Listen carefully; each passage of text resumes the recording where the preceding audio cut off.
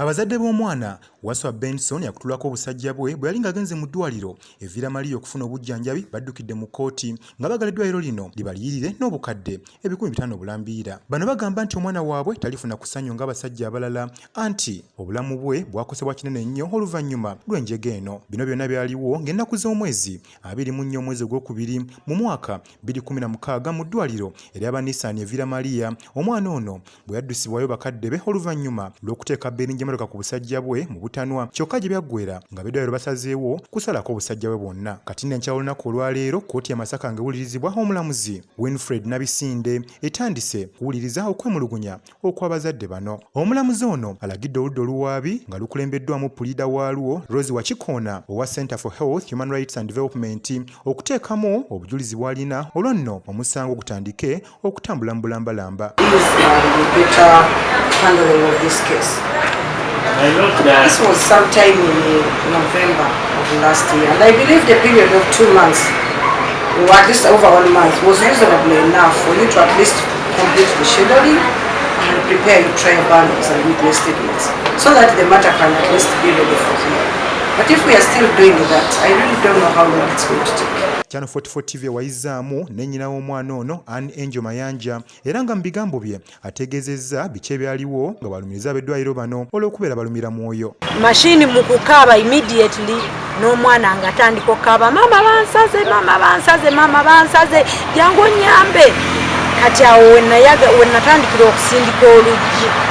We nasindika oluggi ne bansindikirayo wabweru ne batugaana okuyingira. Ne tusigala awo.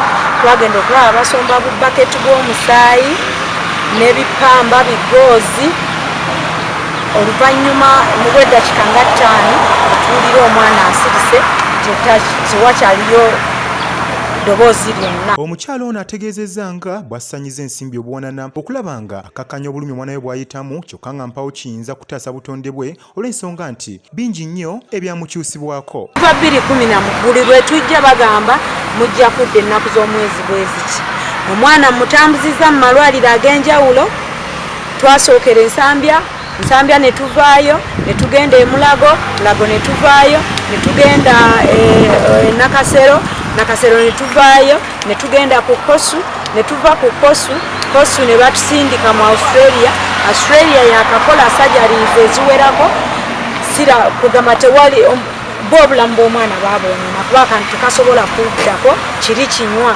Kati n'otwogerera onayagala b'eddwaliro lino bazimbire omwana w'ennyumba okumuwerera ssaako n'okumuliira obukadde bw'ensimbi 5 okulaba ng'ate naye abeera n'ebiseera bitangaavu ng'omwana omulala yenna. Eddwaliro ly'evira Maria nga liyo nasooka ne mbagamba tutunuulire obulamu bw'omwana obw'omu maaso.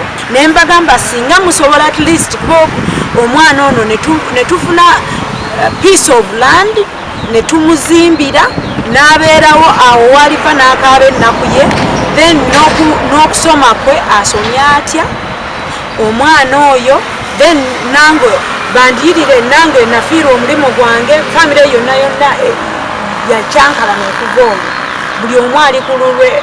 Omusasi waffe wayizzaamuko n'omwana ono ayogerwako Waswa era ng'ategeezezza nti mu kaseera kano ayita mu mbeera nzibu nnyo olw'ensonga nti baba ne banne oluusi ku ssomero amanyi n'okwetya songa n'endwadde nnyingi nnyo ezimusumbuwa mu bulamu obwa bulijjo. Njagala banyambe bafunire justice kuba sikyewulira bulungi wembeera mu bannange n'ekirala wembeera ku ssomero sobola genda mitoyi nabannange genda fuka kubanga nti okweyambula ng'abaana bandaba n'ekirala wengenda kutoyiza ezimu nfuna infection wemba nga ntuddeko kubanga lwali nafuna kino kibi sewulira bulungi kwembeera mu baana balungi kubanga mbeera ninga atali kitundu kimu. Kati nno okuwulira omusango guno kwongezeddwayo okutwala ennaku z'omwezi 27 omwezi ogujja ogwokubiri okulaba nga mwana twate kkooti esalawo butya bwe gunaakomekerezebwa. Eggulire lino likusakiddwa Isa Kigongo ku Lwa 44 olw'eggulo.